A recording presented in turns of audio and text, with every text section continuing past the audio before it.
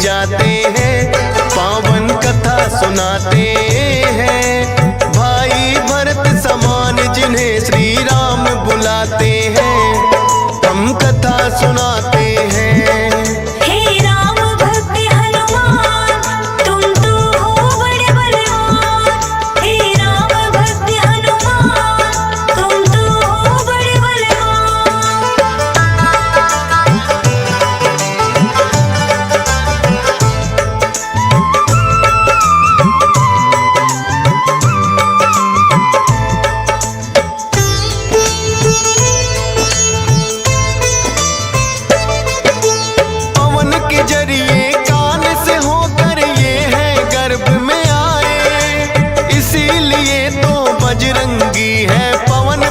कहलाए, किंतु गर्भ में पड़ गई इनको वानर की छाया, इसीलिए तो वानर जैसा रूप इन्होंने बनाया।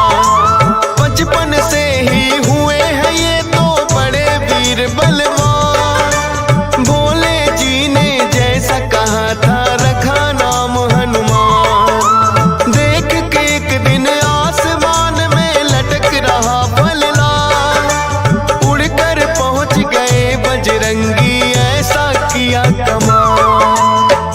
के फल वो सूर्य देव को निगल ही जाते हैं, पावन कथा सुनाते हैं। भाई भरत समान जिन्हें श्री राम बुलाते हैं, हम कथा सुनाते हैं।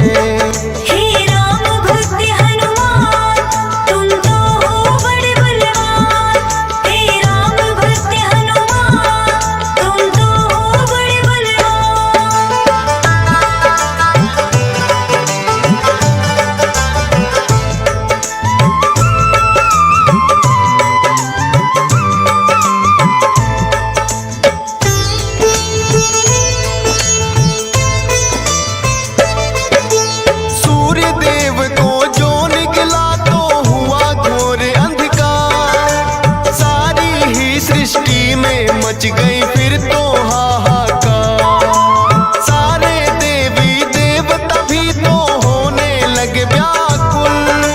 हनुमत निगल गए सूरज को समझ के मीठा फल, हो एकत्रित वो हनुमान के पास में फिर आए।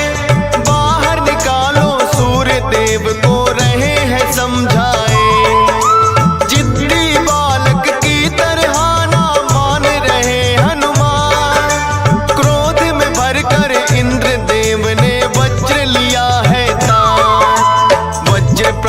से हनुमान मूर्छित हो जाते हैं, पावन कथा सुनाते हैं।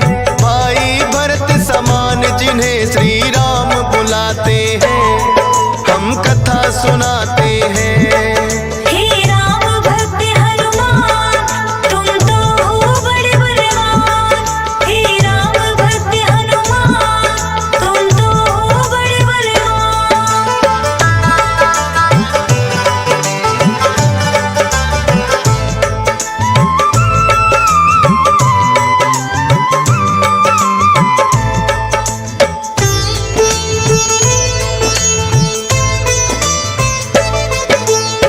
तो पवन देवता आए सुत का जानने हार, ये क्या किया है इंद्र देव वो हुए क्रोध से लाल। छोटे छोटे बालक पे कर दिया वज्र प्रहार, मेरा भी अब क्रोध देख लो तुम और ये संसार। इंद्र देव ने फिर तो दिखाया उनको अपना, ने लिया बेग को रो, सांस भी लेना सबका फिर तो हो गया था दुश्वार। ब्रह्मा जी फिर पवन देव से बोले हाथ पसार, हनुमान की वज्र देह ब्रह्मा जी बनाते हैं, पावन कथा सुनाते हैं। भाई भरत समान जिन्हें श्री राम बुलाते हैं, हम कथा सुनाते हैं। हे राम भक्त हनुमान तुम तो हो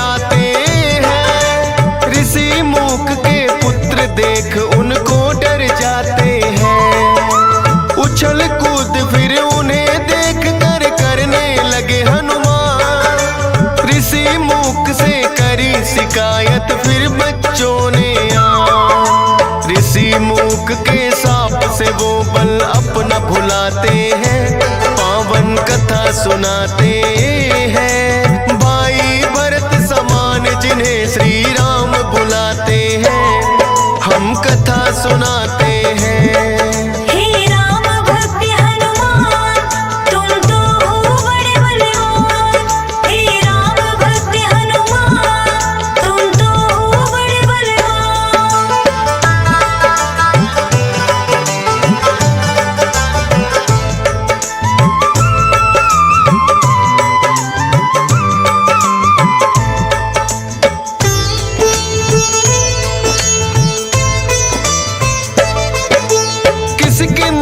पर्वत पर फिर तो हनुमान आए, वानर राज सुग्रीव ने सेना में लिया मिलाए। राजा दशरथ के घर जन्मे पुरुषोत्तम श्री राम, खुशी मनाए नगरी सारी हो रही मंगल गान। भोले बाल रूपी दर्शन राम के चाहते हैं, इसीलिए हनुमान को अपने पास बुलाते हैं। बोले तुम वानर बन जाओ और मैं बनूं मदारी, बाल रूपी राम छवि दोनों देखेंगे प्यारी। बन के मदारी अयोध्या में वो खेल दिखाते हैं, पावन कथा सुनाते हैं। भाई भरत समान जिन्हें श्री राम बुलाते हैं, हम कथा सुनाते हैं।